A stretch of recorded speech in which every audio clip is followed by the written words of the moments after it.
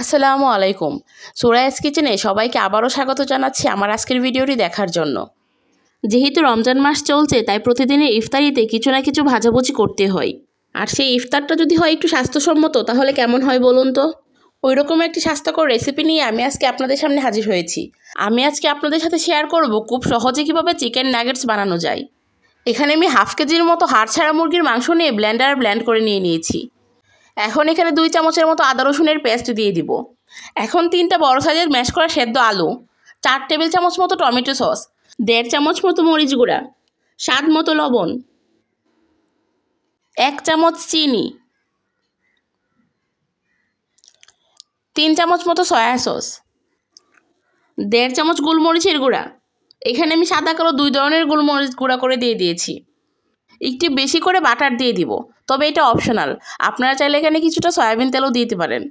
এখন হাত দিয়ে কষলিয়ে ভালোভাবে মাখিয়ে নিব। এই পর্যায়ে কিন্তু 1 থেকে 2টা ডিমও দিয়ে দিতে পারেন, তবে আজকে আমি কোনো ডিম দিব না। এখন আমি পরিমাণ মতো ব্রেড কাপের গুঁড়া দিয়ে হাত দিয়ে ভালোভাবে মাখিয়ে নিব।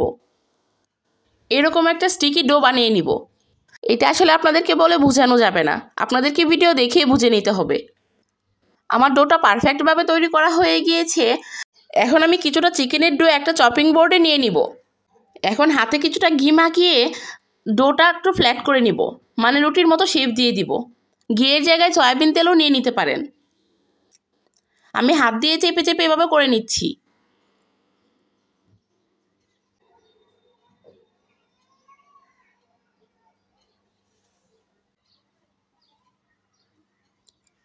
এখন একটা নাইফের সাহায্যে বিভিন্ন শেপ দিয়ে দিব।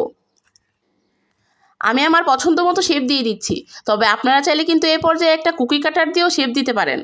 আপনারা আপনাদের পছন্দ মতো যে কোনো শেপ দিতে পারেন। যেহেতু আমি একটু তাড়াহুড়ার মধ্যে আছি তাই সবচেয়ে সহজ শেপটি আমি দিয়ে দিয়েছি। এখন এখান থেকে একটা করে নাগেটস নিয়ে হাত দিয়ে চেপে সমান করে নেব। এখন কর্নফ্লাওয়ারে ভালোভাবে কুট করে নেব।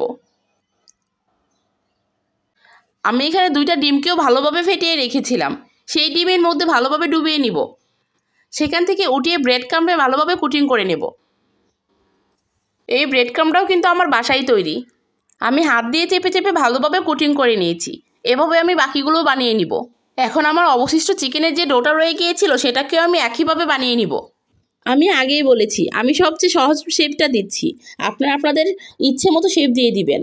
তবে এখানে একটা কথা বলি, আপনারা আপনাদের পছন্দের যে কোনো শেপেই বানান না কেন, এটা স্বাদ কিন্তু একই থাকবে, শুধু দেখতে সুন্দর লাগবে। চাইলে কিন্তু হাতের মধ্যে অল্প ডো নিয়ে এভাবেও বানিয়ে নিতে পারেন।